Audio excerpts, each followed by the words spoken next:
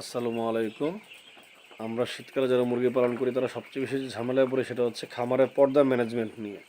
যে আসলে পর্দাটা আমরা ঠিক কীভাবে দিব যাতে সমস্যা না হয়। তো খেয়াল করে দেখেন একটা বিষয়, আমি এখানে যে পর্দাটা দিয়ে রেখেছি পুরোটা পর্দা উঠিয়ে দেওয়া আছে। এটা শুধুমাত্র উত্তর পাশে পর্দাটা আমার দেওয়া আছে। আর যদি দক্ষিণ পাশ খেয়াল করি 1 ফুটা পর্দা দেওয়া নেই, হয়তো বা নিচে 6 ইঞ্চির মতো পর্দা দেওয়া আছে যেন সরাসরি বাতাস না লাগে। তেমনি পূর্ব এবং পশ্চিম পাশের পর্দাও একবারে নামিয়ে দেওয়া হয়েছে। শুধুমাত্র উত্তর পাশের পর্দাটাকে রেখে দেওয়া হয়েছে। তার কারণ হচ্ছে শীতকালে বাতাসটা উত্তর দিক থেকে আসে। তো আজকে শীত বেশি, যার কারণে আমি দেখা গেলো তো একবারে শেষ পাতা পর্যন্ত উঠিয়ে দিয়েছি। অন্যথায় দেখা গেছে আমি 1 ফুট বা 1.5 ফুট জায়গায় খালি রেখে দিই যাতে অক্সিজেন চলাচল করতে পারে। কারণ আপনার শীতকালে সবচেয়ে বেশি প্রবলেম হয় অক্সিজেনের স্বল্পতাটা হয়। কারণ আমরা যদি চারপাশ দিয়ে খামার ঢেকে রেখে দিই তাহলে অক্সিজেনের স্বল্পতা হবে।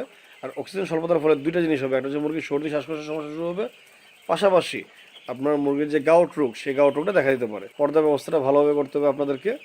তো আরেকটা বিষয় বলি, যেমন দিনের বেলা কিন্তু আমি পর্দাটা সম্পূর্ণরূপে নামিয়ে দিই। দিনের বেলা আমার খামার সম্পূর্ণরূপে উন্মুক্ত অবস্থা থেকে পর্দার দিক থেকে। আর যখন রাত্র হয়ে যাবে, যে দিক থেকে বাতাস বা শীতটা বেশি আসে অর্থাৎ উত্তর দিক থেকে, আমি শুধুমাত্র ওই দিকটার ক্ষেত্রে আপনার পর্দাটা উপরে উঠিয়ে দিই। ধন্যবাদ সবাইকে।